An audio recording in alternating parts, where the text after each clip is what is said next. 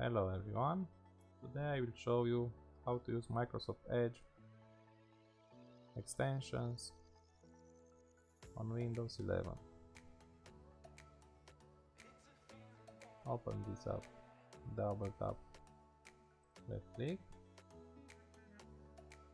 Here, these three dots, left click,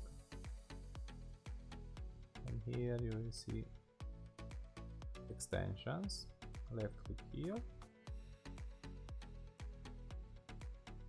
left click here, and these are all extensions you can get. Some are free, some you need to buy. You choose what you install. If you click here, view more, most popular, you will see more.